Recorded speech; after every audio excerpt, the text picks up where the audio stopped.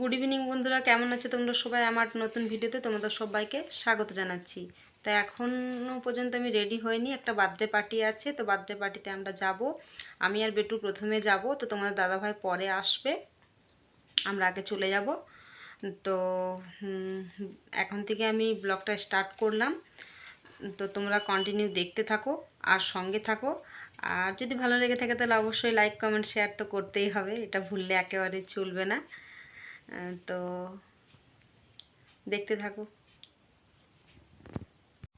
এখন চলে এসেছি গিফট কেনার জন্য। তো প্রথমে আমার এটা পছন্দ হয়েছিল, তো এটা নেবে না, এই যে রয়েছে সেটাই নেবে। তা এখন বাড়ি চলে এলাম। বাড়িতে এসে বেলুন ফোলানো হচ্ছে, আর যেখানে কেক কাটা হবে সেই জায়গাটা বেলুন দিয়ে সাজানো হবে। তো বেলুন দিয়ে সাজানোর মতো পরিস্থিতি ছিল না, অনেকটাই টাইম হয়ে গেছিলো। তো সেই জন্য বিছানার মধ্যে বেলুনগুলো ছড়িয়ে কেকটা কাটা হচ্ছে। আর এদিকে তোমার দাদাভাই একটা লাইট লাগিয়ে দিল। আলোটা ঠিকভাবে আসছিল না, সেই জন্য একটা লাইট লাগিয়ে দিল। এখন কেক কাটা চলছে। তো বার্থডে গার্ল খুবই রেগে গেছে।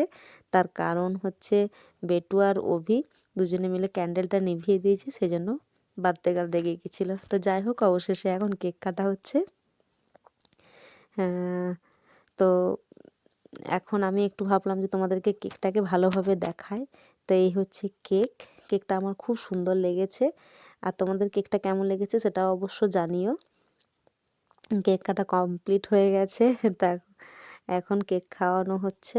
এই যে বসে যে যার সঙ্গে কেক কাটছে সেটা হচ্ছে ওর মা, আর পাশে পিঙ্ক কালারের যে ড্রেস পরেছে সেটা হচ্ছে বার্থডে গার্লের দিদি। আর বেটুকে তো তোমরা চিনতেই পারছো। আর তার পাশে রয়েছে বার্থডে গার্লের ফ্রেন্ড।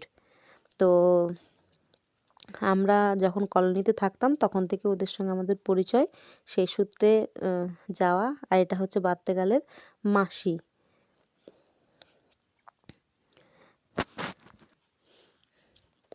তো কেক কাটার পর্ব মোটামুটি কমপ্লিট হয়ে গেছে। এরপর খাওয়া দাওয়া শুরু হবে। তো খাওয়া দাওয়া শুরু হয়েছে। মেনুর মধ্যে ছিল লুচি, fried rice, chana masala, mix veg, মিষ্টি, পায়েস, পাঁপড়, অ্যাটসেট্রা। তো ভিডিওটা তোমাদের কেমন লাগলো সেটা অবশ্যই জানিও।